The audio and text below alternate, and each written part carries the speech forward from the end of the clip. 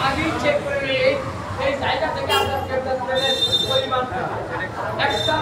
তারপরে বিশৃঙ্খলভাবে সামনে যাওয়ার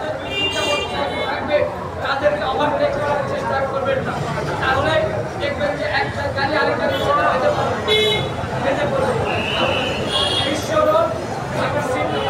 আর গাড়ির গতি কখনই আমরা একটা নির্দিষ্ট সীমা 40